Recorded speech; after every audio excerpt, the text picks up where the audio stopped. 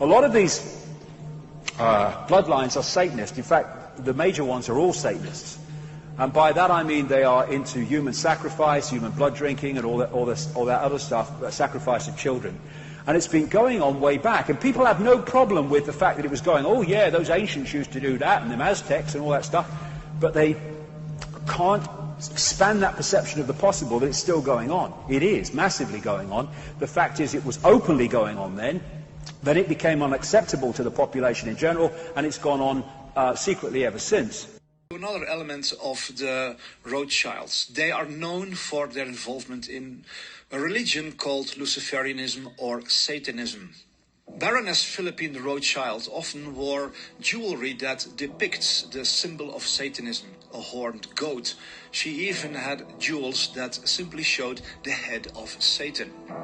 On this picture we can see Baron Jacob Rothschild posing in front of a famous painting called Satan Calls His Armies Forth from Hell. He poses alongside one of their favorite artists, Marina Abramovich. This lady organizes very strange parties for the elites. Here you see some images of these parties that are called spirit cooking. They basically celebrate the practice of human sacrifice and cannibalism. Even the owl is a symbol of ancient mystery Babylon. The owl was worshipped by the ancient Egyptians and by the Babylonians. And it's interesting to me that many of the members of the Bohemian Grove have in their homes, as I understand it, small figurines of owls.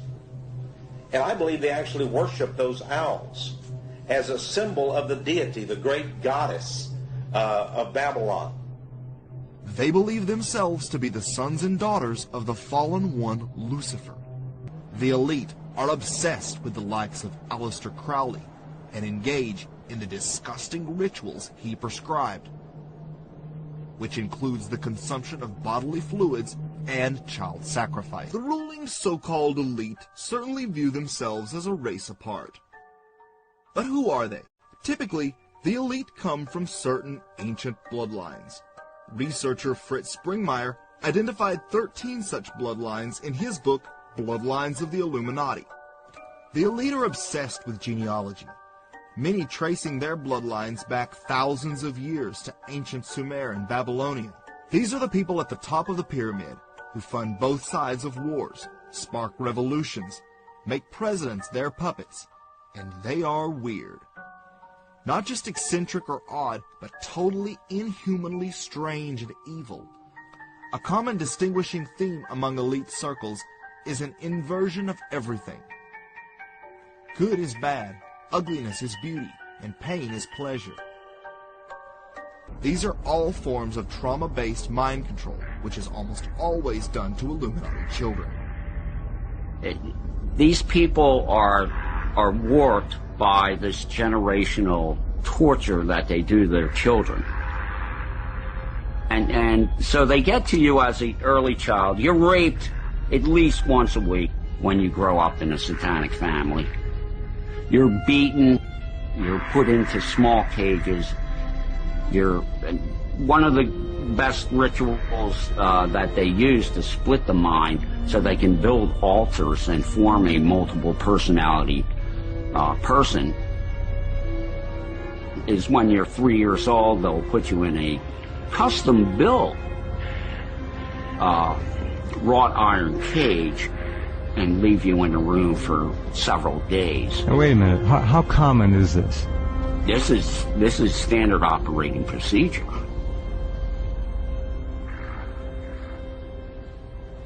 Generational child abuse has been passed down in their families for hundreds of years. As always, they have the power to never even be questioned. In 2014, an heir to the Illuminati DuPont family confessed to raping his 3-year-old daughter, but was only sentenced to probation because the judge felt he, quote, would not fare well in prison. They are sometimes forced to participate in the abuse or sacrifice of animals to further break down their mind.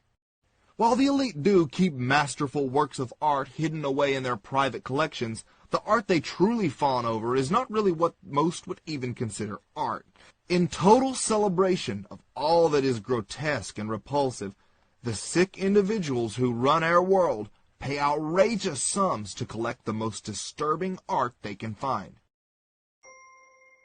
I was reading this morning on ABC News about the Sultan of Oman and other people, buying artwork, buckets of maggots. I told you they love buckets of maggots. Images of dead children and maggots, crystal skulls, formaldehyde, fish tanks with dead cows in them, dressed in gold, Jesus with maggots all over it. See, that's who rules things.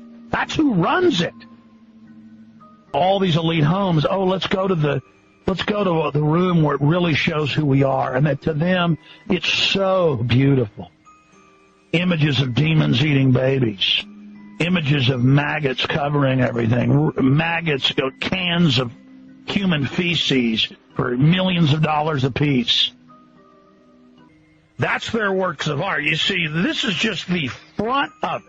The maggots, the dead kids, the golden calves covered in maggots and crap. This is what they're into. Take, for example, Washington, D.C. power broker Tony Podesta, brother of John Podesta, former White House Chief of Staff. His home is filled with disturbing paintings of children being stripped down and tortured. He has a golden statue known as the Arch of Agony, modeled after the posed corpses of serial killer Jeffrey Dahmer's victims. If you don't see the artistic beauty in that, you are obviously an uncultured plebeian. When a cannibal painting was found hanging in John Podesta's Clinton campaign office, his only comment? It's better to be the guy with the fork than the guy on the table. Another so-called artist admired by Tony Podesta and the like is Patricia Piccinini. This woman creates realistic sculptures of absolutely grotesque, lifelike monsters and repulsive human hybrid creatures, often depicted clutching children in disturbing poses. These people, the yachts, the hookers, the power, it all starts not having the luster anymore. So they pay top dollar at first for the snuff films of children. Big in Europe, big in Russia, just incredible evil. And so that's the thrill. They get a fiendish thrill out of watching others suffer. The most sought-after high among the elite comes from an extremely rare yellowish-brown drug obtained by sacrificing a terrified victim and using a hypodermic needle to extract a substance known as adrenochrome from the base of the neck, or in lesser effect by drinking the blood of the sacrificed person. Many Illuminati elite are addicted to the extreme high of human adrenaline, secreted at the height of terror.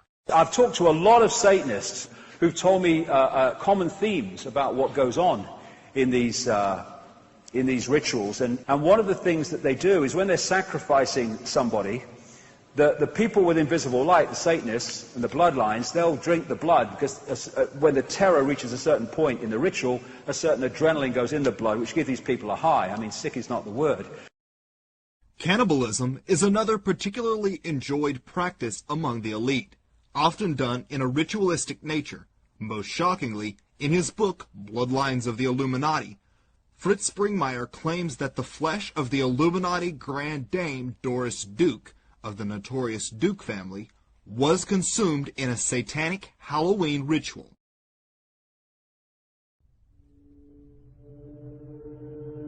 What differentiates the elite bloodline from everyone else? Long ago in the ancient cultures to which they trace their heritage, the ancestors of today's hidden rulers pledged themselves and their future generations to the dark force that opposes humanity. Call it Satan, archons, or whatever, and that energy still lives on through their descendants to this day. As one begins to study the lives of the elite, a common denominator is always their allegiance to Luciferian doctrine. It is the key tenet of the Illuminati. Here's the way they look at it. Here's their metaphor. Adam and Eve were held prisoner in the Garden of Eden by an unjust, cruel, and vindictive God. Lucifer, through his agent Satan, set man free from this garden by giving him the gift of intellect. Through the use of intellect, man will conquer the earth, will conquer nature, and will himself become God. It's taught in every Masonic temple in this land. Every secret brotherhood, every secret society, every mystical temple, every occult organization teaches the Luciferian philosophy. These rituals are increasingly being done in public on a scale not seen since the days of Stonehenge.